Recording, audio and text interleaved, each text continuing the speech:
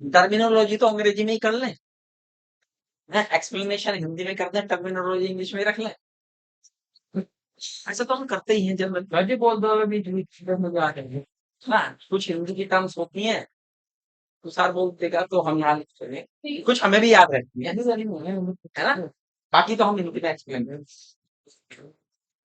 Human reproduction में सबसे पहले क्या है बेटा, सबसे पहले क्या चीज होनी चाहिए, गैमीटोजेनेसिस होना चाहिए।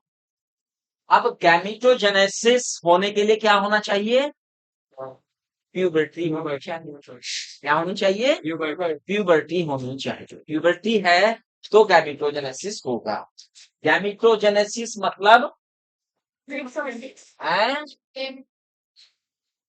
गैमीटोजेनेसिस को हिंदी में क्या कहते हैं बेटा, सर युग्म युग्म जनन है, युग्म जनन, युग्म जनन, युग्मकों का निर्माण होना चाहिए, गैमीट्स का निर्माण होना चाहिए।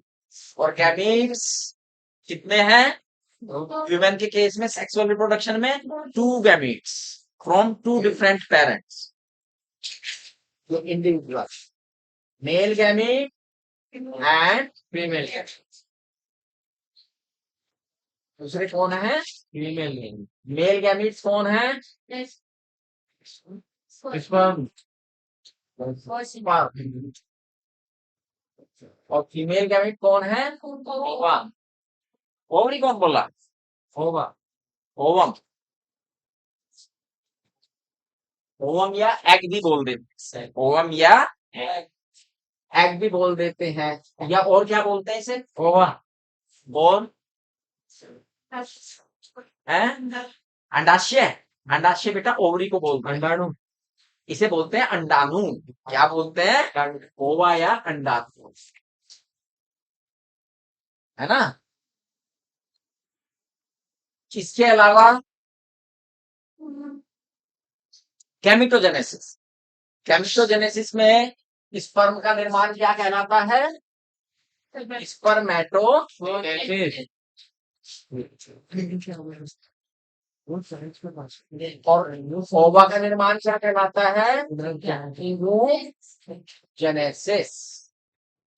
शायद इसमें आपके नर युग्मक और मादा युग्मक लिखे होंगे, कुछ इस तरह का लिखा होगा निर्माण, है ना। चलिए, गैमीटोजेनेसिस जब हो जाता है बेटा, गैमीटोजेनेसिस के बाद क्या चीज आती है, इंसेमिनेशन। क्या आता है, इंसेमिनेशन, इंसेमिनेशन, इंसेमिनेशन। इंसेमिनेशन को क्या कहते हैं, हिंदी में कुछ नाम लिखा है इसका, यस सर जी। हिंदी में शुरू प्रस्तावना में लिखा होगा बेटा, जहां प्रस्तावना शुरू होती है ना इसकी, वहां कुछ नाम दिया गया होगा इसका, सर जी यस, इंसेमिनेशन का, वीर्य सेचन, ठीक है, अंग्रेजी ठीक है।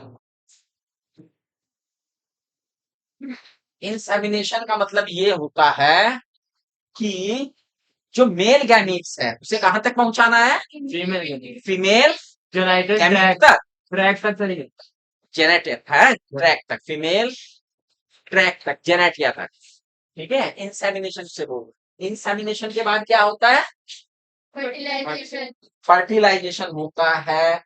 हालांकि फर्टिलाइजेशन से पहले एक और प्रक्रिया होती है जिसे कैपेसिटेशन कहते हैं।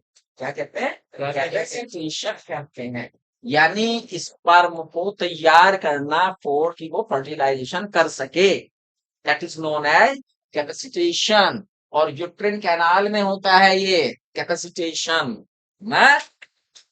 तो भैया बच्चों ने कहा कि इसके बाद फर्टिलाइजेशन, फर्टिलाइजेशन हो गया। फर्टिलाइजेशन में क्या होता है बच्चों, fusion of gamete, fusion of male and female gamete, male and female gamete. Fusion of gametes नहीं होगा, fusion of male and. Female gamete, अच्छा, ये आइसोगैमी होती है या एनआइसोगैमी होती एनाइसोगैमेट, है? एनआइसोगैमी क्यों? क्योंकि सर जी क्योंकि दोनों गैमीट्स क्या है, एक दूसरे से क्वाइट डिफर है ना। चलिए, फर्टिलाइजेशन। जब फर्टिलाइजेशन हो जाता है तो फर्टिलाइजेशन के बाद क्या होता है? ब्लास्टोसिस, ब्लास्टोसिस सर जी, हैं? ब्लास्टोसिस बनेगा ना सर जी, डिवीजन होगा। क्या होगा? डिवीजन शुरू हो जाता है। एक डिवीजन शुरू हो जाता है और उसे हम क्या कहते हैं? हैं? ब्लास्टोसिस्ट बनता है। क्या बनता है? ब्लास्टोसिस, ब्लास्टोसिस्टेशन होता है, ब्लास्टोसिस्ट का निर्माण होता है। और जब ब्लास्टोसिस्ट होता है तो उसका क्या होता है? इम्प्लांटेशन। क्या होता है बेटा? Implantation, implantation. इम्प्लांटेशन। ठीक है। एनसीईआरटी बोलती है कि ब्लास्टोसिस्ट को उसने बीच में रख दिया, हालांकि उसका कुछ हिस्सा इम्प्लांटेशन के बाद होता है। कुछ हिस्सा क्या होता है? इम्प्लांटेशन के बाद। जब इम्प्लांटेशन हो जाता है, इम्प्लांटेशन कहाँ होगा? एम कहाँ पे आएगा? एग। एग कहाँ पे इम्प्लांट किया जाएगा? यूटेराइन वॉल, यूट्रेन वॉल, है ना। सबसे और यूट्रेन वॉल का कौन सा हिस्सा है? वो एंडो बैक्टीरियम है। इसमें एंडो है। उसके बाद gestation, जो एम्ब्रियो है उसका डेवलपमेंट होगा और उसे हम क्या कहते हैं? gestation, gestation. बेटा, अब हिंदी की टर्म को गेस्टेशन में क्या कहा गया है? गेस्टेशन के लिए क्या क्या किया है इसने? gestation में हाँ, सर जी गर्भावधि, गर्भा अवधि। गर्भावधि, गर्भावधि, गर्भ की अवधि। गर्भ, यानी जब वो एम्ब्रियो जो है इसमें है, यूट्रस में है और वो विकसित हो रहा है। और उसके बाद क्या आता है बेटा? पार्चुरेशन, पाश्चुरेशन। रेशन, इसमें क्या होता है? सर जी बर्थ, बर्थ होता है। प्रसव, ठीक है। इसमें क्या होता है? बर्थ होता है। क्लियर हो गया? यस सर, ये बातें हमने करनी थी। इन गैमीट्स के निर्माण के लिए हमने ये भी कहा था कि गोनेट्स होने चाहिए, यस सर, या क्या होने? गोनेट्स को हमने दूसरा नाम क्या दिया था? प्राइमरी सेक्स, हैं? प्राइमरी सेक्स, सेक्स ऑर्गन्स होने चाहिए। क्या होने चाहिए बेटे? और ये सेक्स ऑर्गन्स कितने टाइप के बताए थे हमने? तो कौन कौन से? प्राइमरी, हैं? प्राइमरी एंड एक्सेसरी, नहीं, male sex organ and female sex organ. और फिर प्रत्येक में दो, मेल में भी दो प्रकार के हैं और फीमेल में भी दो प्रकार के, कौन कौन से? प्राइमरी और primary sex organ and accessory, accessory और सेकेंडरी सेक्स ऑर्गन। यहाँ पर primary sex organ and secondary sex organ. सब बच्चों को पता है ये बातें? वो बच्चा खड़ा हो जाए।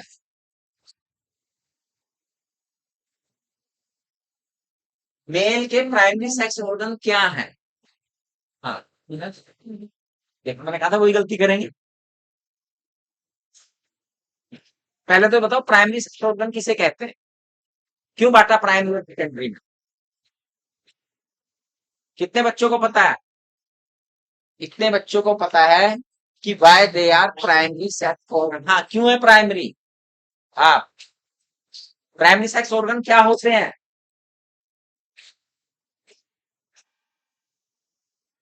The organ directly involved in gametogenesis, gametogenesis. The organ which is directly involved in gametogenesis. Genesis, way organ जो सीधे सीधे gametogenesis करते हैं, they are primary sex organ.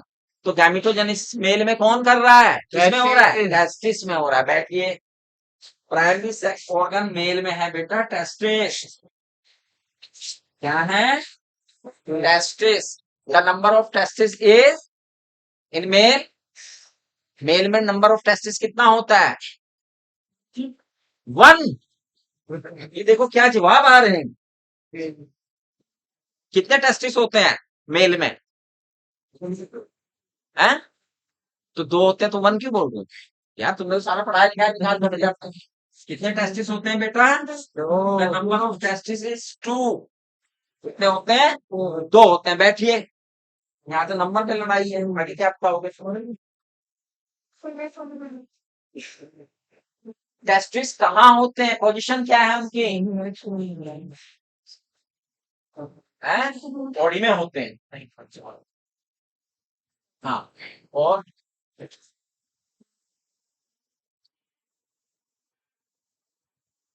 बताना पड़ेगा। बताओ।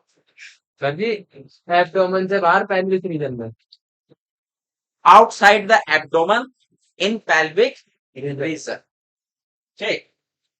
अभी दूसरा तो जवाब खुद बैठो, तुम्हें एक दूसरा जवाब देना पड़ेगा इसके बदले में।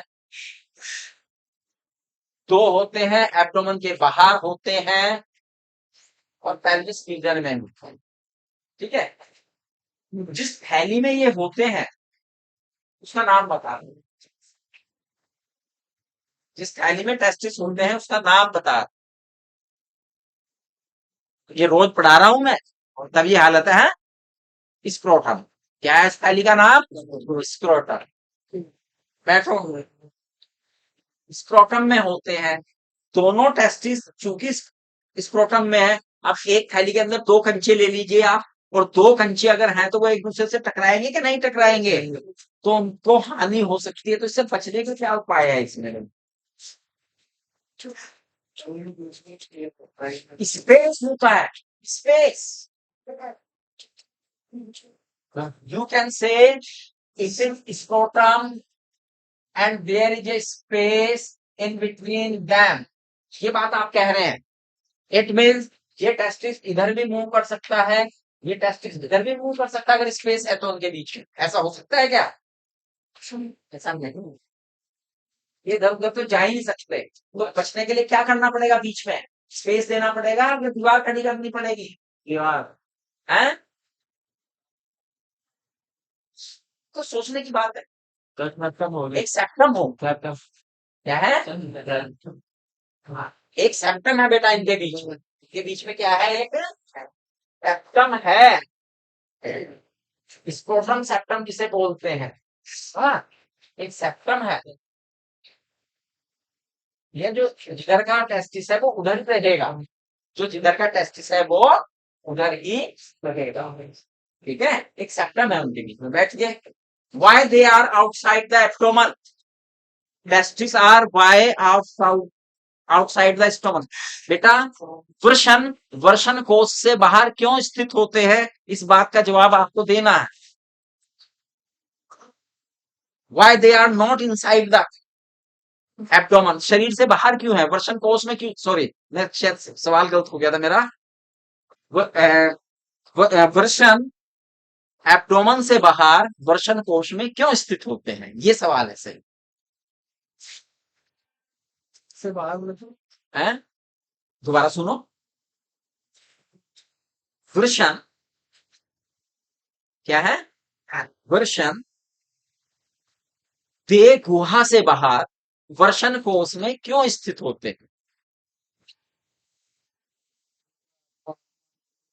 हैं? किसका तापमान? वृषण का।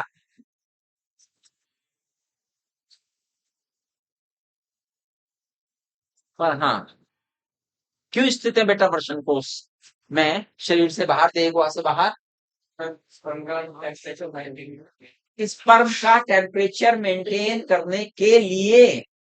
यानी स्पर्म बन चुके हैं भाई। टेम्परेचर मेंटेन तो तभी होगा ना अगर स्पर्म बन चुके होंगे, प्रोड्यूस हो चुके होंगे। तो पहले तो स्पर्म को पैदा ही करना है भाई। मेंटेन तो बाद में होगा टेम्परेचर। तुम्हारा कहने का मतलब है स्पर्म पैदा हो चुके हैं, स्पर्म है उसके अंदर, और बस उनका टेम्परेचर कम रहे, तो इसलिए। फिर किस लिए? फॉर द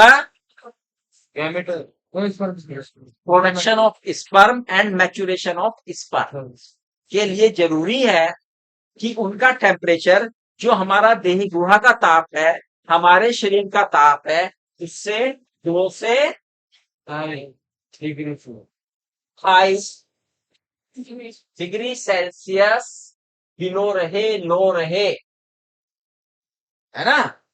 ये लो रहना चाहिए हमारा टेम्परेचर, बिकॉज अगर ये टेम्परेचर होगा तो स्पर्म कैन नॉट अलाइव, तो स्पर्म जीवित नहीं रह पाएंगे, केमिकोजेनेसिस प्रॉपर नहीं हो पाएगा। ठीक है, ये बातें रोज तो बता रहा हूँ मैं, तीसरी बार रिवाइज कर रहा हूँ, तीसरी चौथी बार इसलिए रिवाइज करता हूँ कि तुम्हारे दिमाग में बहुत बढ़िया बैठ जाए, बार बार भूलो मत। तो मेन पॉइंट होते हैं वो पकड़ के मैं रिवाइज कराता हूँ, आप ना पकड़ के रखा करो ने।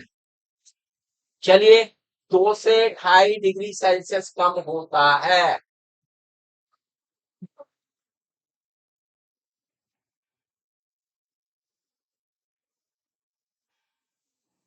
मेजरमेंट ऑफ टेस्टिस क्या है? What is the measurement of testis? Measurement, नाप तोल। मेजरमेंट किसे कहते हैं? टेस्टिस की नाप तोल, क्या कितने लंबे और कितने चौड़ाई है उनकी, ये बताना होता है इसमें। कौन बताएगा मेजरमेंट ऑफ टेस्टिस? आप बताओ, आप, वैसे बारी आपकी थी, हाँ बताओ बेटा कितना होता है, लेंथ कितनी है उनकी? 4 to 5 centimeters in length and breadth कितनी है? 2 to 3 centimeter in breadth। Very good, बैठो। ये टेस्टिस का मेजरमेंट है। नंबर 2, नंबर में कितने हैं वो? 2 है ना, कितने हैं? 2। और ये बेटा क्या है? मेजरमेंट इनका कितना लिखा है मैंने? लंबे कितने उसमें है? 4 से 5 सेंटीमीटर उनकी लेंथ होती है। एक नॉर्मल टेस्टिस की बात की है हमने, जो एवरेज टेस्टिस है ना। और चौड़ाई कितनी होती है उनकी? 2 से 3 सेंटीमीटर है। अगर मैं बात करूं टेस्टिस टेस्टिस किए जा रहा हूं मैं, इनकी संरचनात्मक और क्रियात्मक इकाई क्या है? What is the functional and structural unit of testis? क्या होती है? कौन बताएगा? वेरी गुड, हाँ बेटा आप बताओ। Testicular lobule is the functional and structural unit है। हाँ, सेमिनिफेरस ट्यूब्यूल होती हैं। The functional and structural unit of testis is seminiferous tubule. Seminiferous tubules को क्या कहते हैं? हाँ, और क्या? शुक्र जनन नलिकाएं। है शुक्र जनन नलिकाएं, यानी वो नलियां जिनमें शुक्र यानी कि स्पर्म का निर्माण होता है, उत्पन्न होते हैं। जेनेसिस मैंने उत्पन्न हो। Seminiferous tubule.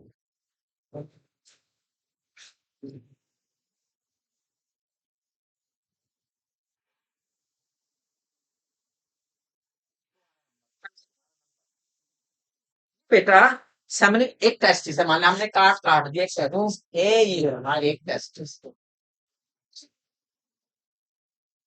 तो सेमिनिफेरस ट्यूब्यूल से कह रहे हैं फंक्शनल एंड स्ट्रक्चरल यूनिट है। फंक्शनल एंड, तो क्या पोजीशन में होंगी ये? क्या लोकेशन होगी सेमिनिफेरस ट्यूब्यूल्स की? कैसे होंगी?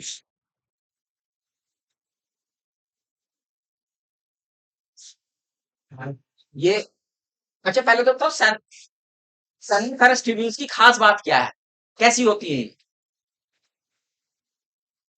कैसी, देखिए कभी चित्र तो देखे हैं, चित्र तो मैंने बनाया है, कैसी होती है? पता नहीं, किसको पता है सेमनीफेरस ट्यूब्यूल्स की खास बात? वेरी गुड, हाँ बेटा बताओ। हाईली कॉइल्ड होती हैं, हाईली कॉन्वुलेटेड, हाईली कॉइल्ड। तो मैं आपको दिखा रहा हूं, आप देखना इस तरह से होती हैं। ये पड़ी हैं, ये पड़ी हैं, ये पड़ी हैं, ये पड़ी हैं, ये पड़ी हैं, ये पड़ी हैं, बैठ जाओ बेटा, आपका सवाल सही था। आपका नहीं, आप खड़े हो, आपसे सवाल पूछ रहा पहला। आप ऐसे पड़ी रहती हैं क्या? है पदार्थ है, बढ़िया भैया, कॉन्वोल्यूटेड है, कौन पीछे में आते है ना, पड़े रहो ऐसे, ऐसे रहती हैं क्या? कौन, कोई अरेंजमेंट है इनका? सीक्वेंस है, कोई अरेंजमेंट है, कोई सिस्टम है। जैसे भाई किसको खाना खिलाना है मुझे, है, मैं कहूँ आओ भाई बच्चों चॉकलेट बट रही है, तो आप आ जाए टूट के मेरे ऊपर, ये लो मैं फेंकता रहूं। या दूसरा कहूँ भैया थोड़े से इधर हो जाओ, थोड़े इधर हो जाओ, थोड़े इधर हो जाओ, मैं लो तुम्हें देता हूँ, पहले पहले तो ऐसे कोई अरेंजमेंट है बेटा इसका? लाइन में होती है ये। अच्छा यानी ये भी तो मैंने लाइन में बनाई, देखो एक सेमिनिफेरस ट्यूब्यूल्स की लाइन, दूसरे की लाइन, तीसरे की लाइन, चौथे मैंने कोई ऐसे थोड़ा ना बना दिए, ये पढ़ी दूसरी उलट देखो, तीसरी ये आ गई, चौथी ये आ गई, देखो लाइन से ही है, चित्र मैंने लाइन से बनाया ना। नहीं पता आपको, खड़े रहो अभी आप। किसे किसे पता है सेमिनिफेरस ट्यूब्यूल्स, पहले तो बताओ किस तरह से लोकेट होती हैं, हाँ आप बताओ। कंपार्टमेंट में होती हैं, किसमें होती हैं? कंपार्टमेंट में होती हैं। अच्छा चल मैं छोड़ दूंगा तुझे, तुझे कब सही में, हाँ सही मतलब मैं ये था। गर्दन आगे रख। हाँ सर जी। उस बच्चे से शायद उसे ही बताने दो, उसे पता तो लगे कि क्या पढ़ रहा है वो इतने दिन से, कहीं बेटा अपना टाइम तो बेकार में कर रहा है। हर एक बच्चे को पता होना चाहिए वो क्या कर रहा है, क्या करने आया है यहाँ पर, क्या उसे करना चाहिए। इस बच्ची ने बताया है कि भैया सेमिनिफेरस ट्यूब्यूल्स जो है लोब्स में होती हैं, कंपार्टमेंट में होती हैं, है ना। इन कंपार्टमेंट का नाम क्या है? आप नाम बता दो। संख्या तो मैं किसी और से पूछ लूंगा, केवल आप नाम बता दो। हैं? संख्या नहीं बतानी है आप, आपको इनका नाम बताना है जिस कंपार्टमेंट में ये होते हैं। कितने बच्चों को नाम पता है कंपार्टमेंट का? 1 2 3 4 5 6 7, वेरी 8, केवल 8 बच्चों को पता है। आप तुमने नहीं हाथ उठाया ना, हाथ उठा रखा है डाउन है, नहीं है। हाँ यहाँ पूछ लिया, यहाँ पूछ लिया, पीछे कोई बता, हाथ तो नहीं बता रही, हाँ पढ़ के आइए। हैं? कौन से लोब्यूल, किसके अंदर है वो? नहीं, मेल के, मेल से और करीब आओ। टेस्टिकुलर लोब्यूल, टेस्ट इसके अंदर है ना, ये लोब्यूल टेस्टिस के अंदर बने हुए हैं, तो क्या कहेंगे हम इन्हें? Testicular lobule. क्या कहेंगे? वर्षण कक्ष तो नहीं कहा गया है उन्हें कहीं? वर्षण पालिका। वर्षण पालिकाएं, हिंदी में नाम है बेटा वर्षण पालिकाएं, और अंग्रेजी में नाम क्या है? टेस्टिकुलर लोब्यूल्स है। लोब्यूल्स बटे हुए हैं ये लोब्यूल, ये लोब्यूल है भाई, ये है। बैठ जाओ अब आप, पढ़ा करो बेटा ध्यान से, टू द पॉइंट। नेट में टू द पॉइंट, नेट में NCERT to the point, to the point बोलेगी है, टू द पॉइंट तुम पढ़ो। आपने देखा ना हम अपने आंकड़े भी गायब कर लेते हैं एनसीईआरटी के आगे, तो जो हमने पढ़े हैं भाई एनसीईआरटी सत्य है, वही अंतिम सत्य है जो एनसीईआरटी बोल रहा है ना। अब भाई ये टेस्टिकुलर लोब्यूल हैं, अब जब ये लोब्स बट गए तो कोई ना कोई नंबर तो इनका होगा, 1 2 3 4 5 6 7 8 9। एग्जैक्ट नंबर क्या होता है इनका? एनसीईआरटी तो बिल्कुल एग्जैक्ट कह रही है, ना एक कम ना एक ज्यादा, हमने तो फिर भी थोड़ा सा एवरेज दे दिया था, वर्ग अंतराल कर दिया था भाई यहां से यहां तक, लेकिन एनसीईआरटी कह रही है जी इतने ही है बिल्कुल एग्जैक्ट। वेरी गुड, काफी लोगों के हाथ खड़े हुए, फरहान का भी हाथ खड़ा है, पीछे नहीं खड़ा किसी का इधर। चल भाई तुम बताओ, हैं? 250 कितने होते हैं? बिल्कुल ठीक कहा इस बच्चे ने, 250 कितने होते हैं? 250, 250, 250 हैं।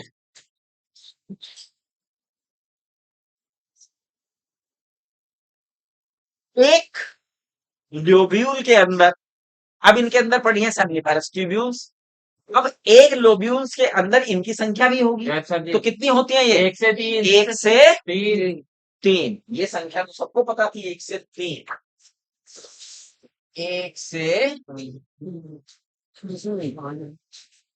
मिनिमम 1 और मैक्सिमम ना।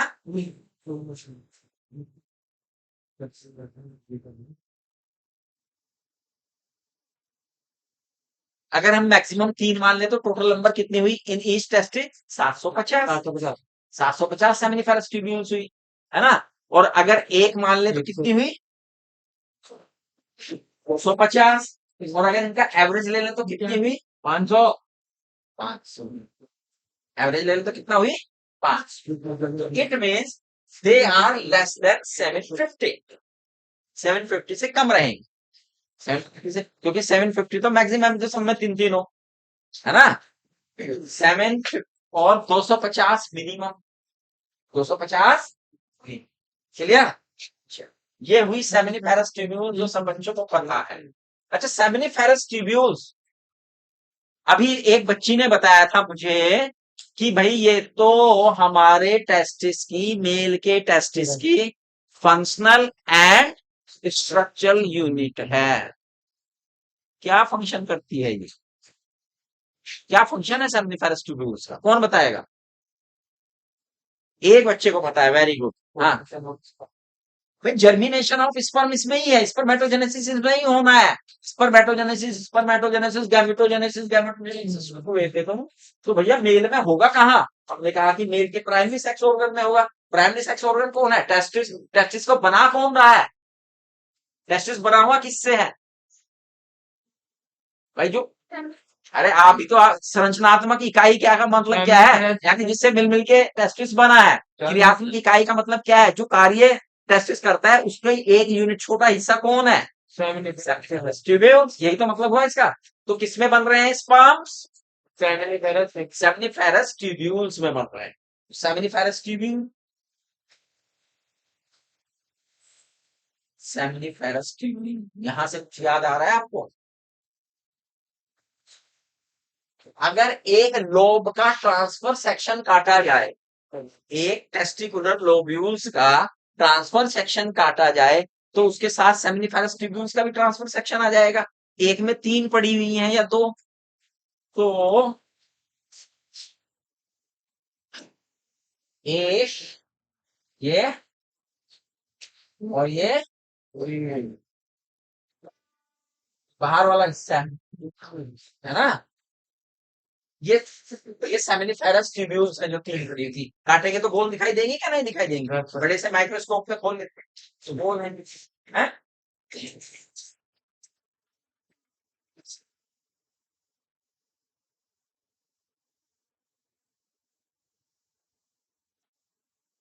क्या बेटा?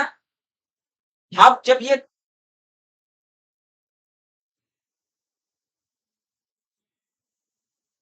सेमिनिफेरस ट्यूब्यूल्स है, ये फर्दर किसकी बनी हुई है? इसके निर्माण में कौन भाग ले रहा है? कौन बताएगा? इंटरस्टिशियल सेल सेमिनिफेरस ट्यूब्यूल्स के फंक्शन में ना, मैंने क्या प्रश्न पूछा है? केवल सर्कुलरी सेल बनाएंगी तो वो तो खाना खिलाएंगी। किसे खाना खिलाएंगी? हाँ, मेल जर्म सेल जो स्पर्म को प्रोड्यूस करेंगी, है ना।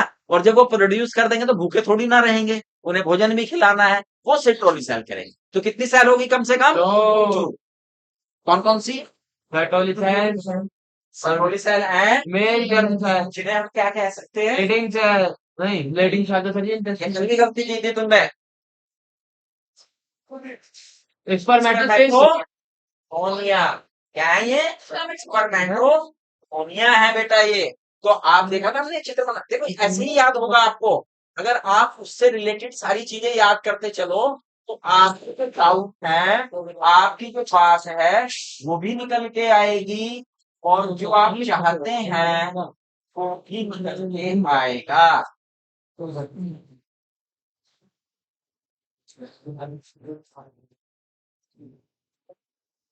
बीच बीच में सेंट्रोली सेल है बेटा इसमें।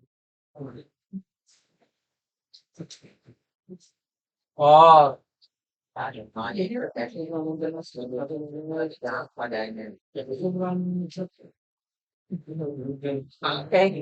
ठीक है सर।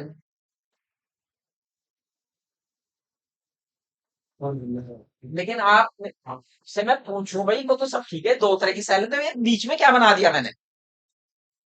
ये बीच में क्या काम यहाँ कर दिया मैंने?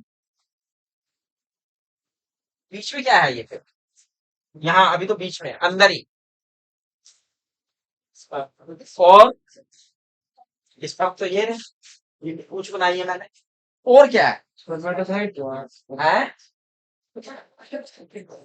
देखो, स्पर्मेटोजेनेसिस जब होता है तो स्पर्मेटोजेनेसिस का पूरा प्रोसेस पढ़ा है आपने, अलग अलग फेस में कई स्पर्मेट्स हैं, स्पर्मेटिड्स हैं, स्पर्मेटोसाइट्स हैं, वो भी तो होंगे इसके अंदर, तो वो अलग अलग फेस के हैं, डेवलपिंग है, तो भैया कोई किसी भी फेस का हो सकता है, और अल्टीमेट स्पर्म है, एंड में कौन है? स्पर्म। तो ये स्पर्म के डेवलपमेंट का अलग अलग स्टेज है जो इसके अंदर बनी हुई है, ठीक है? अच्छा, चलो ये हो गया, ऐसा ही इसमें होगा, ऐसा ही इसमें भी होगा। अब ये जो बाहर, इस क्वेश्चन ध्यान से सुनना, आप जो है आंसर देने की जल्दी में भूल जाते हो क्वेश्चन क्या पूछा है। इसके जो बाहर स्पेस है, किसके? सेमनीफेरस। देखो, ये भैया कौन है? कौन है ये? टेस्टिकुलर। ये कौन है? सेमनीफेरस। ये कौन है? ये कौन है? और ये बीच में भी तो जगह है, कट जब करेंगे तो ये भी तो जगह आएगी या नहीं आएगी? ये भूल जाओगे इसे, तो ये जगह वही तो है जो स्थान बच गया इसका, इसे हम क्या कहते हैं? इंटरस्टिटियल स्पेस। इंटरस्टिटियल स्पेस। अब जब ये स्पेस तो है, अब इस इंटरस्टिटियल स्पेस में क्या खाली है या कुछ है भी? यहां पर भी कुछ होता है क्या? यहाँ पर भी है, क्या है बेटा? इंटरस्टिटियल स्पेस में क्या भरा हुआ है? भाई कनेक्टिव टिश्यू तो होगा ही होगा, क्योंकि वो तो बाइंड अप करने का काम करता है, कहीं भी पहुंच जाएगा कनेक्टिव टिश्यू जहां बाइंडिंग काम होगा, इसके अलावा और क्या होगा?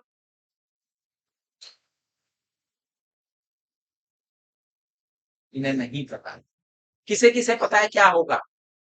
इसका मतलब उन्हें कॉन्सेप्ट क्लियर है, जिन्हें पता है इसका मतलब वो कॉन्सेप्ट अपने दिमाग में बिल्कुल क्लियर कर चुके हैं, क्लियर बात कर चुके हैं। हाँ, वो बता बेटा, सबसे पीछे इंटरस्टिटियल सेल्स होंगी, क्या होंगी? इंटरस्टिटियल।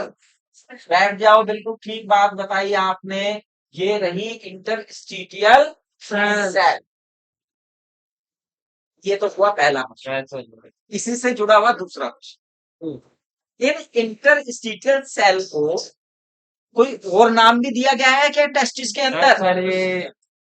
कितने बच्चों को पता है दूसरा नाम? इतने बच्चों को पता है, हाँ, लेडिंग सेल। क्या कहते हैं? Leydig cell. चलो ये दूसरा प्रश्न हो गया, अब तीसरा प्रश्न। कितने प्रकार की सेल पढ़ लिया आपने? सेमनीफेरस ट्यूब्यूल्स, और उसके बाहर तीन। एक तो स्पर्मेटोगोनियम या germinal cell, male germinate cell, दूसरी सर्टोली सेल, तीसरी इंटरस्टिशियल सेल या लेडिंग। तीनों के काम अलग अलग हैं, तीनों के काम अलग अलग हैं, अलग अलग हैं। तीनों के काम किसको पता है? ऐसा कौन सा बच्चा है जिसको इन तीनों के काम पता है? Be clear. एक, दो, तीन, चार, पांच, पांच बच्चों को इनके पूरे पूरे कार्य पता है। तुषार, कोई एक काम बताओ, कौन सी, किसका बताना चाहते हो? किसी का बता दो। चलिए यहीं से शुरू करते हैं। जर्मिनल सेल का काम क्या है? मेल जर्मिनल सेल या मेल स्पर्मेटोगोनिया का काम क्या है? To produce sperm. ये क्या करते हैं? स्पर्म प्रोड्यूस करते हैं। बिल्कुल ठीक, पहले का काम बिल्कुल क्लियर हो गया। बैठो, दूसरे का काम बताओ बेटा, सिटोली सेल का क्या काम है? Nourishment to sperm. बिल्कुल ठीक, इनका काम भी हो गया। तीसरी बच्ची ने भी हाथ खड़ा किया था, सेल ऑफ लीडिंग का क्या करती हैं? एंड्रोजन हार्मोन प्रोड्यूस करती हैं। क्या करती हैं? एंड्रोजन हार्मोन प्रोड्यूस करती हैं। अब एक और नया क्वेश्चन क्रिएट हो गया। मेल का मेन एंड्रोजन हार्मोन क्या है? अब नया प्रश्न आ गया भाई, मेल का मेन एंड्रोजन हार्मोन। हाँ बेटा आप बताओ। हाँ, आपका हाथ आज पहली बार खड़ा हुआ है आज। हाँ, टेस्टोस्टेरोन। Who is testosterone? ये मेल का हार्मोन। ठीक। अब इनसे रिलेटेड और क्वेश्चन भी है मेरे पास, हार्मोन से संबंधित। भैया इसे उत्तेजित कौन करता है कि आप ये काम करो? बताओ कितने बच्चों को पता है? वेरी गुड, 3 बच्चों ने पूरे लेक्चर को बहुत कंसंट्रेशन के साथ सुना है। कौन बताना चाहेगा? 4 बच्चे बताना चाहेंगे? 5। चलो इधर से बता दो। हाँ बेटा, कौन स्टिमुलेट करता है? टेस्टोस्टेरोन सिक्रीट करने के लिए सेल ऑफ प्लेटिंग को स्टिमुलेट कौन करता है? क्वेश्चन ये है तेरा, है ना? ध्यान से नहीं सुना शायद तुमने मेरा प्रश्न। हाँ, लीडिंग सेल जो ट्रांसफ्यूजन वो टेस्टोस्टेरोन करेगी वही स्टिमुलेट करेगा। नहीं ना, आप भूल गए शायद, कुछ भूल गए हैं। कौन करेगा? हमने कहा था कि हमारे हाइपोथैलेमस से क्या स्क्रीट होता है? गोनेडोट्रोपिक रिलीज हार्मोन होता है। ये गोनेडोट्रोपिक रिलीज हार्मोन पिट्यूटरी के एंटीरियर पार्ट को उत्तेजित करता है 2 हार्मोन स्क्रीट करने के लिए। नंबर 1 लुटिनाइजिंग हार्मोन और नंबर 2 फोलेटिंग स्टिमुलेटिंग हार्मोन। ये लुटिनाइजिंग हार्मोन लीडिंग सेल को इनिशिएट करता है कि भैया आप एंड्रोजन निकालो। क्या निकालो? क्योंकि ये एंड्रोजन निकालेगा टेस्टोस्टेरोन, तो ये सेल शुरू होगी। और जब ये सेल शुरू हो जाएगी तब दूसरा काम होगा। वो क्योंकि मेरा प्रश्न है इसलिए मैं उसका जवाब नहीं बता सकता। बैठो, वेरी गुड, बहुत बढ़िया। इस बच्चे के लिए क्लैप। हाँ, ये तो कॉम्प्लेक्स क्वेश्चन था जो इस बच्ची ने जवाब दिया। अभी इस बच्ची ने कहा कि भाई ये लुटिनाइजिंग हार्मोन जो है आ गया, और एक और हार्मोन कौन सा आया? Follicle stimulating hormone. तो भाई लुटिनाइजिंग हार्मोन ने तो अपना काम कर दिया, लीडिंग सेल को कर दिया निश्चित कि भाई काम करो अपना। अब ये जो फॉलिकल स्टिमुलेटिंग हार्मोन है, दूसरा हार्मोन, ये क्या काम करेगा? है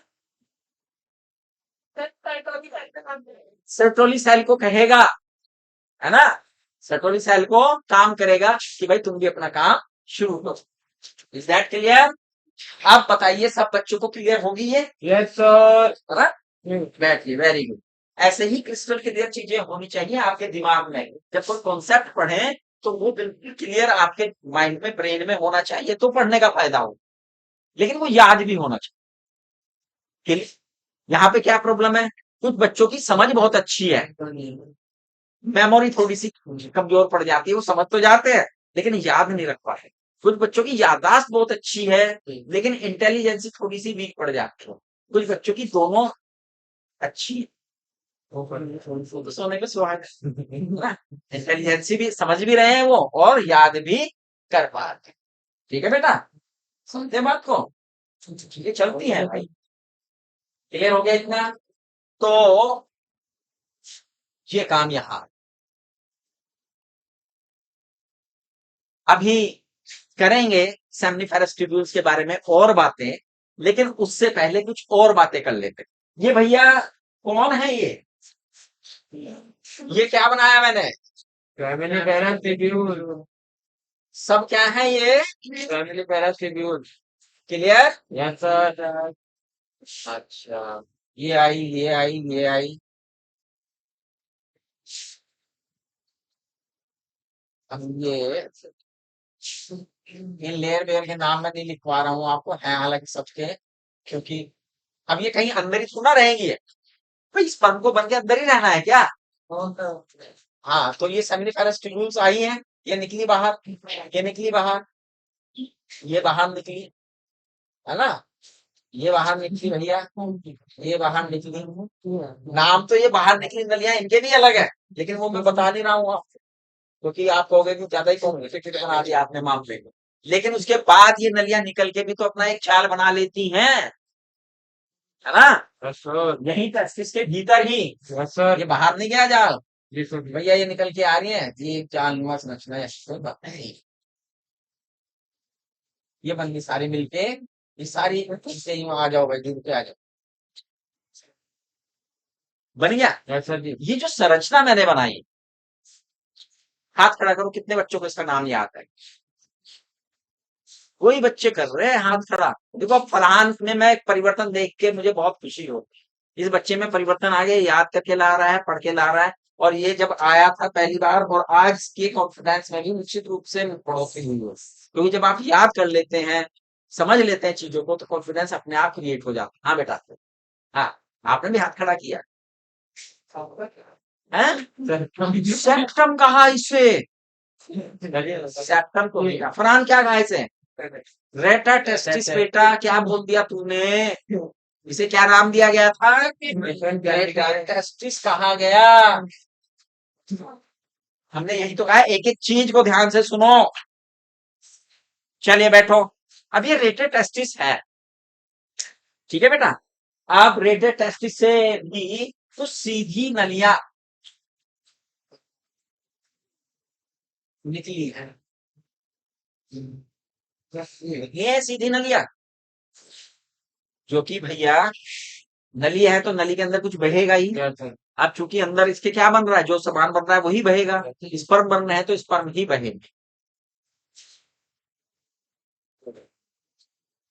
ठीक है। स्पर्म है तो स्पर्म भी बहेंगे। अभी क्वेश्चन तैयार कर रहा हूँ तुम्हारे लिए, थोड़ा सा ये कॉम्प्लिकेटेड, ये तो वो क्वेश्चन है जो मैंने बताया, फिर क्वेश्चन वो दूंगा आपको जो आपने दिमाग से निकाल जवाब देना है। पहले तो ये बताओ, अभी तो मैं नाम ही पूछ रहा हूँ, इन नलियों का कोई नाम यस सर जी। बताया था हमने? यस सर जी। कितने बच्चों को याद है? हाँ, क्या नाम बताया था इनका? वासा एफ्रेंसिया, तो भाई का है। वासा एफ्रेंसिया, ठीक है। एक प्रश्न हालांकि मैंने कल पूछ लिया था, यस सर जी। वो कौन सी नलियां हैं जो स्पर्म को टेस्टिस से बाहर लेकर जाती हैं? तो कौन सी नलियां हैं? वासा फ्रेंसिया। वासा एफ्रेंसिया। और ये सब टेस्टिस से बाहर, और एक संरचना है जिसके अंदर नलिका मुहित संरचना में आ जाते हैं, उसे हमने क्या नाम दिया है? डायमेस। एपिडाइमेस। ये कौन है बेटा?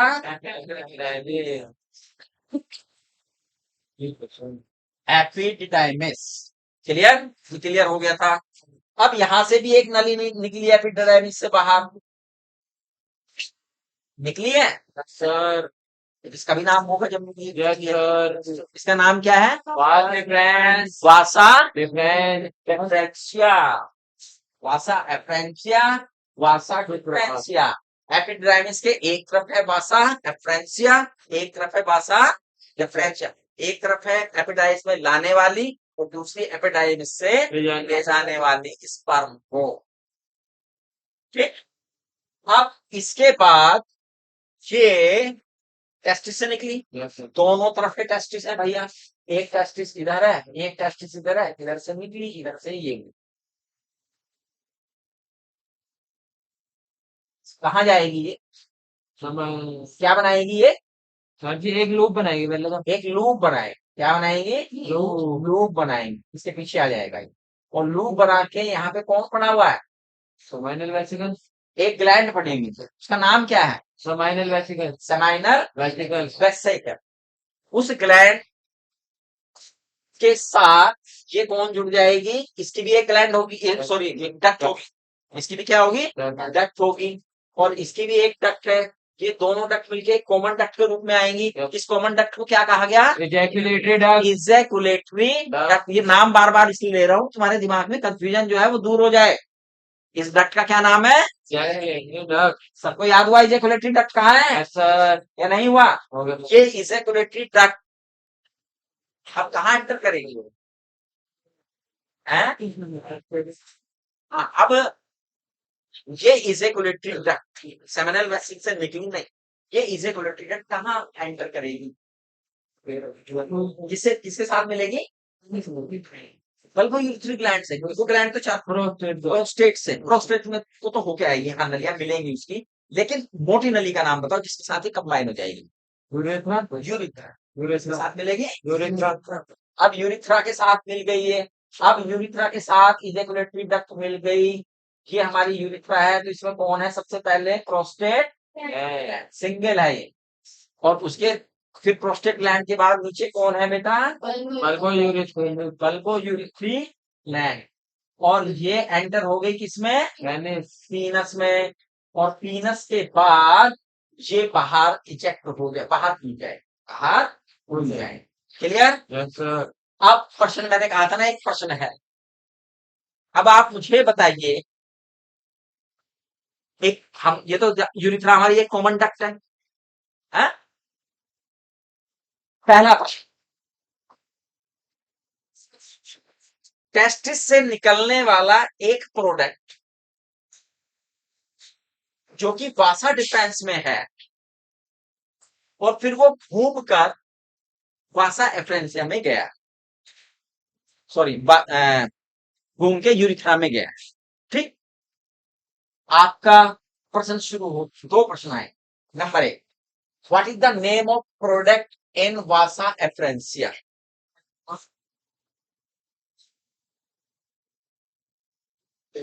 What's the substance in vasa efferentia? Vasa efferentia में क्या है?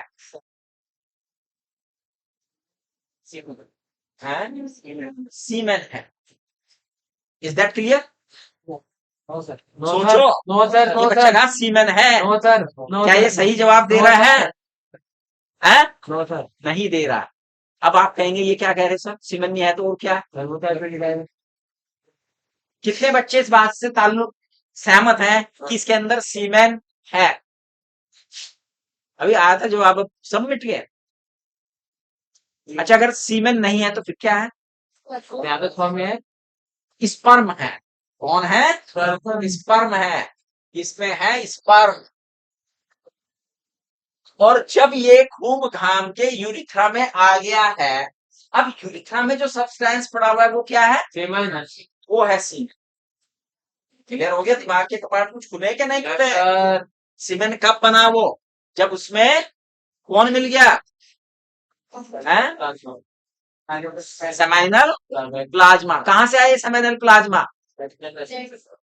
सेमाइनल प्लाज्मा आया नहीं, देखो इसमें सिक्रीशन है, कुछ सिक्रीशन एपिड्राइमिस का भी है, एनसीईआरटी एपिड्राइमिस को भी इसमें इन्वॉल्व कर, है ना? सेमाइनल वेसिकल्स का सबसे ज्यादा किसका है? सेमाइनल वेसिकल्स का है, फिर प्रोस्टेट एंड देन बल्बोयूरेथ्री। ठीक, ये पिक्चर बन जाता है सीमेन। क्लियर आया? समझ में आया? अच्छा, एक और क्वेश्चन ये ऐसे फिर आएगा बाद में। जब यही बता देता हूं, जब आपने देखा होगा कि भैया एग का फर्टिलाइजेशन कहाँ होता है? फैलोपियन ट्यूब में। तो फैलोपियन ट्यूब में कौन जाता है? सीमेन, स्पर्म, वो या can't say sperm. Seminal plasma कहाँ गया? जो उसके अंदर मिला हुआ है ना, ये पॉइंट ध्यान में रखना, कभी कहो कि सेमिनल सीमेन कह दिया तो वहां पर केवल स्पर्म जाएंगे, सेमिनल प्लाज्मा का काम खत्म।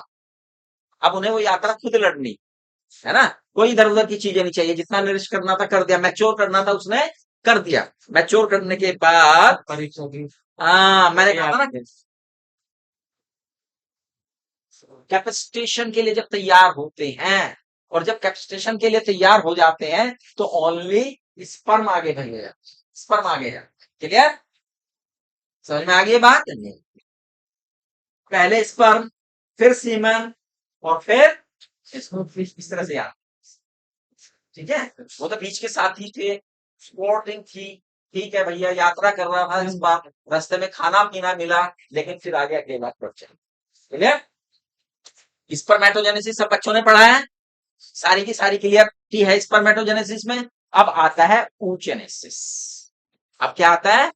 स्पर्मेटोजेनेसिस। क्लियर है ना सब बच्चों को? आज क्योंकि इस पे इतने सवाल हो गए तो स्पर्मेटोजेनेसिस पे सवाल पूछूंगा मैं तो oogenesis मेरा रह जाएगा।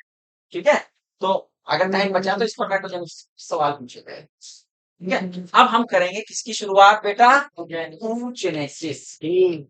इसकी शुरुआत करेंगे oogenesis।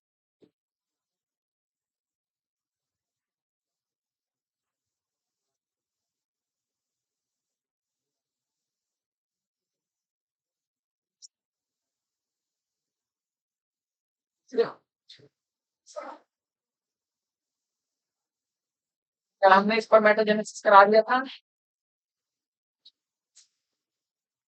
अच्छा, स्पर्मेटोजेनेसिस कब शुरू होता है? प्यूबर्टी।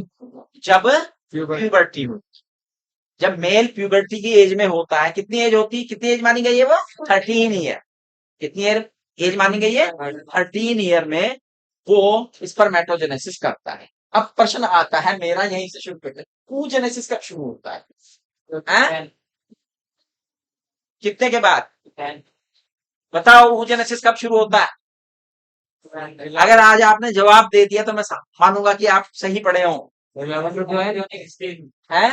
Very good. जिस बच्चे ने कहा है oogenesis शुरू होता है जब बेबी एम्ब्रियो में ही होता, फीमेल फीटस एम्ब्रियो में ही होता है, उसी टाइम पे oogenesis शुरू हो जाता है। oogenesis के लिए प्यूबर्टी नहीं है। प्यूबर्टी कहाँ होती है, क्या एज मायने रखती है प्यूबर्टी की, ये देखेंगे, है ना। फिर प्यूबर्टी क्यों है आपके दिमाग में एकदम ये प्रश्न आया होगा, उसका भी महत्व है, इसलिए है ना, उसका भी अपना महत्व है। तो सबसे पहला यही दिमाग में क्लियर कर लो, oogenesis कौन सी एज में शुरू होता है? एम्ब्रियोनिक स्टेज में। और स्पर्मेटोजेनेसिस प्यूबर्टी। दोनों में अंतर आ गया, आ गया। चलिए, अब हम oogenesis को पढ़ने वाले हैं। oogenesis को पढ़ने के लिए हमने फीमेल सेक्स ऑर्गन्स कल पढ़ लिए थे, और हम एक ओवरी की संरचना को देख रहे हैं। एक ओवरी की साइट टाइप की है बेटा, है ओवल शेप है। ये इसके अंदर ब्लड वेसल्स हैं, नर्व सेल्स वगैरह गई है। अगर हम ओवरी को देखें तो ओवरी के ऊपर एक आवरण है, और भीतर का सारा भाग क्या कहलाता है उसका? हैं? भीतर के भाग को क्या कहते हैं? मेडुला। मेडुला। मेडुला में थोड़ा सा हिस्सा स्ट्रोमा कहते हैं। क्या कहते हैं बेटा? स्ट्रोमा। स्ट्रोमा। ये पूरा हिस्सा क्या कहलाता है? स्ट्रोमा है। इस लेयर से जो घिरा हुआ भाग है पूरा का पूरा क्या कहलाता है? Stroma. Stroma is divided in outer cortex and middle west. ये रहा भैया मेडुला, और उसके बाहर क्या है? कॉर्टेक्स। ठीक है, पहला पॉइंट। अब ओवरी जब एम्ब्रियोनिक स्टेज में ही है, क्या है? एम्ब्रियोनिक स्टेज में ही है, इनके अंदर छोटी छोटी छोटी बहुत सारी सेल्स होती हैं। क्या होती है? सेल्स। क्या कहते हैं इन सेल को, जानते हैं? हैं? क्या कहते हैं इन सेल को? फोलिकल। फोलिकल कहाँ से आ गए? फोलिकल तो बहुत बाद में बनेगा जाके बेटा। फोलिकल तो मेल में क्या थी? मेल में क्या नाम दिया था? Male germ cell. तो फीमेल में क्या कहेंगे? नहीं, फीमेल जर्म सेल। क्या कहेंगे? फीमेल जर्म सेल, या ऊपोनिया, या सिंगल के लिए ऊपोनियम। क्या कहेंगे ना? ऊपोनियम। ये सब एम्ब्रियो एम्ब्रियो में हो अभी। फीमेल जो फीटस है वो कहाँ है? एम्ब्रियो में ही है अभी। तो एम्ब्रियो में, फिर एम्ब्रियो से बाहर आएगा, वो दोनों स्टेज। भैया इसमें ये भी सबसे पहले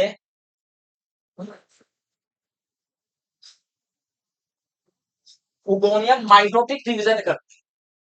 हालांकि ये जर्म सेल कहना इसे ज्यादा सही है, उगोनियम का होगा, लेकिन ठीक है, उगोनियम भी से कहा गया। अब ये कौन सा डिवीजन करेगी? माइटोसिस। माइटोसिस। और माइटोसिस करके इसके नंबर बढ़ जाएंगे, बहुत सारे नंबर बढ़ जाएंगे, बहुत सारे नंबर।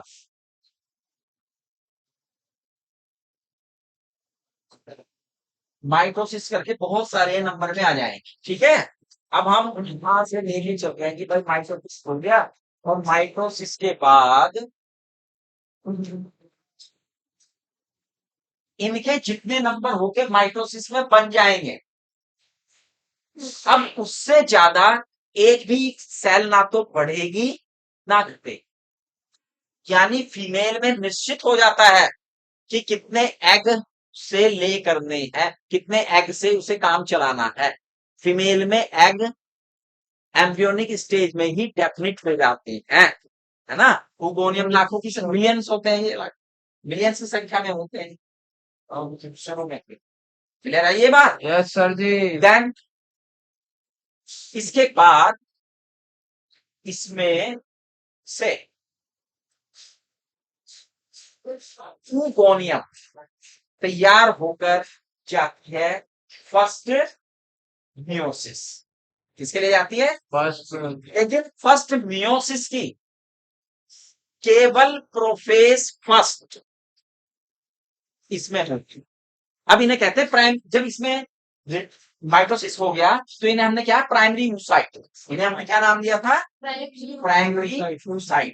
पहले ओगोनियम थी, ओगोनियम के बाद जब इनमें माइटोटिक डिवीजन के बाद आ गया और ये सेलेक्ट कर ली गई मियोसिस करने के लिए, तो इनका नाम क्या बन गया? Primary oocyte।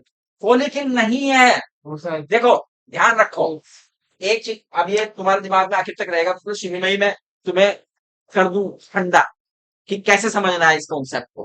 देखो बेटा, ये सेल है, ये अपना काम कर रही है, तो ये oocyte है, ये सेल है, इसे सेल मान के चलो।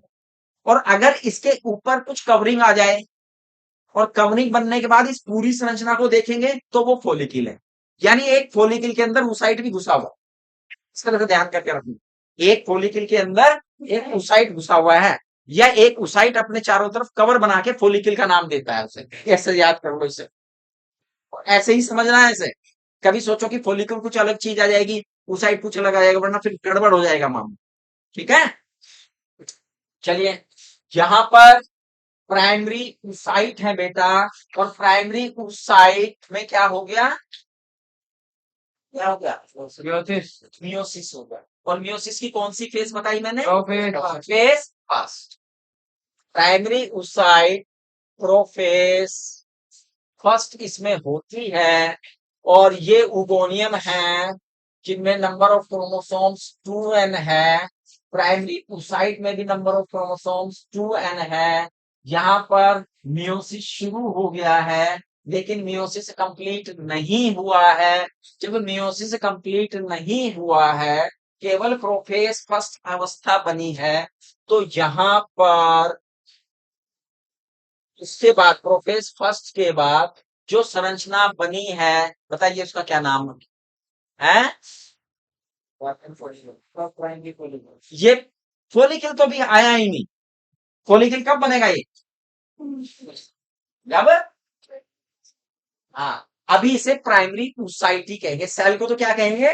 Primary oocyte। अभी देखना फोलिकल का, अब भैया प्राइमरी oocyte कौन है? ये प्राइमरी oocyte। अभी डिवीजन कंप्लीट नहीं हुआ है, ठीक है।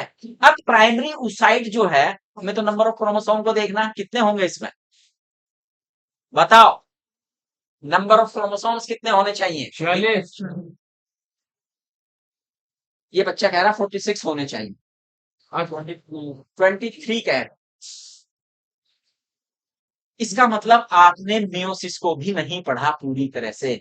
मियोसिस में meiosis first, meiosis second, profess first, profess first के बाद कौन आता है? प्रोफेस, मेटाफेस, एनाफेस, टीलोफेस, है ना, ये आती है ना। तब प्रोफेस आती है। प्रोफेस में भी फिर कई अवस्थाएं हैं, प्रोफेस की भी कई अवस्थाएं हैं, वो पढ़ी है। तो यहीं पे नंबर के क्रोमोसोम डिवाइड हो जाते हैं। तो ठीक है आपने, कहाँ होते हैं, यहीं बढ़ जाएंगे नंबर, यहाँ तो कुछ नहीं हुआ, यहाँ तो केवल रिकॉम्बिनेशन बदला है उसका, नंबर ऑफ क्रोमोसोम्स तो उतने ही है भाई, क्रॉसिंग ओवर और प्रोफेज भी फर्स्ट, प्रोफेज भी फर्स्ट, तो भैया रिकॉम्बिनेशन बदला, यहाँ पे नंबर ऑफ क्रोमोसोम्स, ये बच्चा बिल्कुल ठीक कह रहा है, 2n ही रहेंगे, 2n ही रहेंगे। अब यहाँ पर आके इसकी जो मियोसिस है वो अरेस्ट हो जाती है, मियोसिस क्या हो जाती है, अरेस्ट, अरेस्ट का मतलब रुक जाती है। अब जब रुक गई,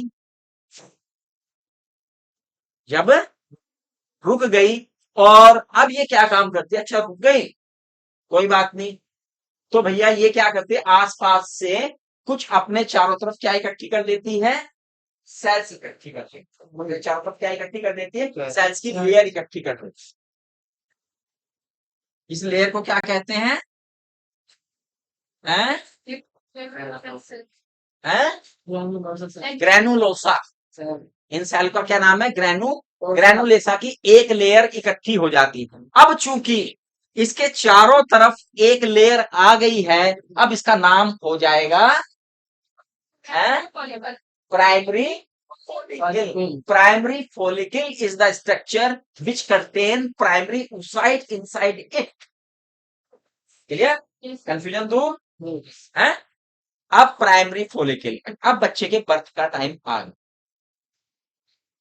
अब बच्चा जन्म ले लेगा, वो लड़की क्या ले लेगी, जन्म ले लेगी।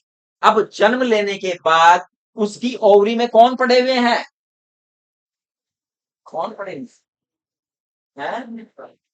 प्राइमरी फोलिकल, कई संख्या में कई। अब वो मियोसिस प्रोफेज फर्स्ट होलिए में पड़े, क्लियर, ध्यान रखना। अब वो जन्म ले लिया, अब उसके बाद आगे की जो कोई भी चेंजेस आएगी, अब वो प्यूबर्टी स्टेज में आए, क्लियर। यहां के बाद जो अगली चेंजेस आएंगी वो कौन सी स्टेज में आएंगी, प्यूबर्टी स्टेज में आएंगी, यानी कि 13 ईयर आफ्टर। लेकिन इतने में क्या होगा, इतने में होगा ये, इनमें से जितनी प्राइमरी फॉलिकल्स कमजोर होंगी, नष्ट होंगी, वो समाप्त हो जाएंगी, और कितनी बच जाएंगी महज, 70 से 80,000, कितनी बच जाएंगी, 70 से 60 से 80,000। वैसे एनसीईआरटी 60 से 80,000 कह रही है, तो हम चूंकि एनसीईआरटी को ही भाई आगे रख रहे हैं ना, इतनी प्राइमरी फॉलिकल बच जाएंगी। What will happen after puberty in female? जब प्यूबर्टी आएगी, हार्मोन सक्रिय होंगे, तो ये अपने चारों तरफ क्या करेगी, एक और लेयर इकट्ठी कर देगी, क्या कर लेगी, और लेयर इकट्ठी कर लेगी, और जब और लेयर इकट्ठी कर लेगी तो क्या बन जाएगी, सेकेंडरी फॉलिकल, क्या बन जाएगी, प्राइमरी फॉलिकल से किस स्टेज में आ गई भैया, ये आए भैया यहाँ पर है, द्वितीयक फुटक, क्या कह रहा है ये, सभी हिंदी में बता रहा हूँ, द्वितीयक फुटक। क्या अंग्रेजी में बोल दो कुछ, वैसे ही अब ये और लेयर इकट्ठी करेगी, और लेयर इकट्ठी करने के बाद इसके चारों ओर, इसके अलावा, इन लेयर्स के अलावा एक और लेयर आ जाएगी, सेल्स की जो बची खुची है इधर उधर के, देखो ये आई, और इसके बाद किया, ये पड़ा हुआ है इसके अंदर सेल, सेल के अंदर ये पड़ा हुआ है उसका न्यूक्लियस, और ये जो लेयर है, भाई से पंखे को बंद कर दे, मेरी तो नाक चलने वाली है। Second last button, last button नीचे वाली लाइन, ये वैसे ही वापस भेज दो, कैसे नहीं पढ़ना है, सही दोनों लेक्चर आते हैं, दोनों लेक्चर आते हैं, नहीं एक ही है, अभी तो है 2 मिनट। हाँ नहीं सर जी, मैं पूछ रहा हूँ, सर जी आप कह रहे हो ना वैसे कर गए तो, मतलब ये है कि मुझे बीमार करके मैं बैठने से बढ़िया तो ना क्या, तो जी चले जाओ, सर वाले नहीं बतानी।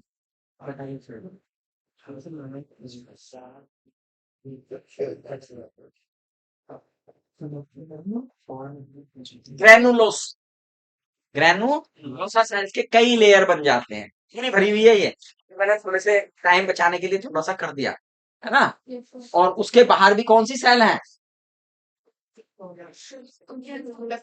हैं?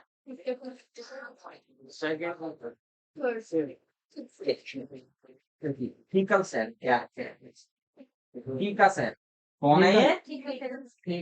एक लेयर फीका सेल की है प्राइमरी, और फिर उसके बाद एक और फीका सेल की लेयर एक और आ जाती है। तो ये ऐसी टुकड़ी टुकड़ी की एक चित्र आपको फॉलिकल, सेकेंडरी फॉलिकल्स का दिखाया हुआ हो, दिखाया दे रखा होगा, ऐसे नहीं होगा, पीछे अलग से दे रखा होगा। अब इसमें क्या होता है कि सेकेंडरी फॉलिक्यूल में एक गैप बनने लगता है, बीच में एक लैकुना बनने लगती है। क्या बनने लगती है? लैकुना बनने लगती है। और लैकुना बनने के साथ साथ जो प्रोफेज फर्स्ट से मियोसिस फर्स्ट की जो पोजीशन थी, वो मियोसिस क्या हो जाता है बेटा? अच्छा, टर्सरी, जब वो लैकुना बनेगी तो किसमें आया? टर्सरी, उसमें किसमें आया? टर्सरी। और टर्सरी के साथ ही ये भी मियोसिस भी क्या हो जाता है? कंप्लीट हो जाता है। स्टार्ट तो पहले ही हो चुका, वो कंप्लीट हो जाता है। अब ये बन जाता है सेकेंडरी oocyte। क्या है? फॉलिकल कौन सा है? टर्सरी। और उसके अंदर oocyte कौन सी है? सेकेंडरी। ये याद रखो, मैंने कहा था ना, इसे ऐसे याद रखो। हाँ, फॉलिकल तो क्या बन गया? वो टर्सरी। और उसके अंदर oocyte कौन सी है? Secondary oocyte। और सेकेंडरी oocyte में नंबर ऑफ क्रोमोसोम्स कितने हैं? 23, क्योंकि मियोसिस फर्स्ट पूरा हो गया।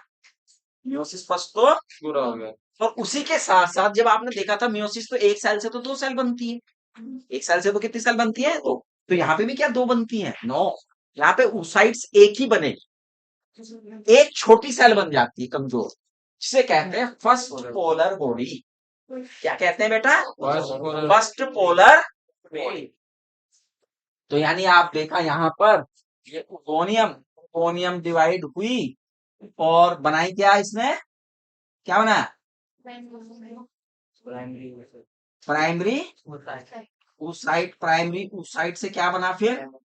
हैं? प्राइमरी फॉलिकल, प्राइमरी फॉलिकल से सेकेंडरी फॉलिकल, सेकेंडरी फॉलिकल से टर्सरी फॉलिकल। और जब ये टर्सरी फॉलिकल बन गया तो इसका रिडक्शन पूरा हो गया, तो एक सेल तो पूरी बनी भैया, और एक छोटी बॉडी बनी, जिसे हमने क्या कहा? पोलर। पोलर। ये जरा थोड़ा बाहर की तरफ खिसकने लगती है, क्योंकि इसके पास साइटोप्लाज्म छोड़ता ही नहीं वो है। जो सेकेंडरी oocyte है, ये कमजोर क्यों रहेगी? क्योंकि साइटोप्लाज्म में से कुछ हिस्सा इसे नहीं मिलता, ये बाद में डिजनरेट हो जाती है। बाद में क्या हो जाती है? डिजनरेट हो जाती है। अब ये ग्रेफियन जो हमारे टर्सरी फॉलिकल है, ये भी पूरी तरह से क्या हो जाती है? मैच्योर होती है, और ये बनती है क्या? Graafian follicle. ग्रेफियन, ठीक है। तो ग्रेफियन फॉलिकल थोड़ा सा बता देता हूं इसमें मैं आगे आपको, कि जब ग्रेफियन फॉलिकल बन जाती है, अब ही यहाँ पर ओव्यूलेशन होता है। क्या होता है? ओव्यूलेशन होता है। ओव्यूलेशन में कौन बाहर निकलेगा? है ओवा। गलत, एनसीईआरटी आपका 0 कर देगी। जब ओव्यूलेशन होगा तो बाहर कौन निकलता है? Secondary oocyte। कौन आती है बाहर? सेकेंडरी oocyte आएगी, ओवम नहीं बना है। Is that clear? ये कंफ्यूजन अपने दिमाग से दूर कर लो। हालांकि हालांकि जहां तक मैंने देखा आपके चित्र में, एनसीईआरटी के डायग्राम में देखा मैंने, कि उसने लिखा तो ठीक है सेकेंडरी oocyte बाहर आती है, लिखा तो ठीक है, लेकिन जब डायग्राम बनाया ना उसमें कंफ्यूजन डाल दिया। जब ग्रेफियन फॉलिक्यूल्स को तोड़ा तो ओवम को बाहर निकाल रखा है उसमें डायग्राम, है ना। लेकिन जो अकाउंट है वो सही लिखा है कि ओवुलेशन में कौन बाहर आता है? और ये जो बाहर है भैया, ये लेयर, ये क्या बनाती है? जानते क्या बनाती है? Corpus luteum. Corpus luteum. क्या बनाती है? कॉर्पस अब कॉर्पस लूटियम का भविष्य इस बात पे निर्भर करता है कि ये जो ओवा बनेगा, ये फर्टिलाइज हुआ है या नहीं हुआ है। दो कंडीशन हो सकती हैं। ये फर्टिलाइज हो भी सकता है, ये फर्टिलाइज नहीं भी हो सकता है, क्योंकि ये है एंडोक्राइन। ये एंडोक्राइन बन जाएगी ग्लैंड, है ना, टेम्परेरी एंडोक्राइन ग्लैंड की तरह कार्य। और ये हार्मोन सिक्रीट करेगी। हार्मोन सिक्रीट कौन सा करेगी? जो यूट्रस की एंडोमेट्रियम है उसे मेंटेन करने का, कि प्लेसेंटा जुड़ा रहे। अगर फर्टिलाइजेशन नहीं होगा तो कॉर्पस लूटियम भी नहीं होगी, और जो एंडोमेट्रियम है वो फूट फूट के वजाइना के रास्ते से ब्लीडिंग के साथ ओवम को लेते हुए बाहर आ जाएगी। इसे ही हम कल पढ़ेंगे कि that is menstruation. Is that clear? तो यहाँ पर डिपेंड करेगा। तो कुछ कंफ्यूजन दूर हुए हैं आपको, इस भ्रांतियां दूर हुई हैं आपको इस बात को लेके कि भैया what is the function of different thing. तो यहाँ से हम और आगे बढ़ेंगे और आपको क्लियर करेंगे कि क्या चेंजेस इसमें आए। क्लियर? तो सभी बच्चे अच्छी तरह से पढ़ के आएंगे। पढ़ना बहुत जरूरी है। आप पढ़ेंगे, जवाब देंगे, तो हमें एनर्जी मिलती है आपको ज्यादा पढ़ाने की। और अगर जब आप जवाब नहीं देते तो फिर हम संकुचित हो जाते हैं, क्योंकि ज्ञान उनके सामने बिखेरना चाहिए जो ज्ञान का महत्व समझें, ज्ञान को एक्सेप्ट करें। अगर आप एक्सेप्ट ही नहीं करेंगे तो उसे बिखेरने का कोई फायदा नहीं है। Is that clear? Yes sir. तो चलिए बच्चों, बंद करो इसे। आप अच्छी तरह पढ़ते रहें।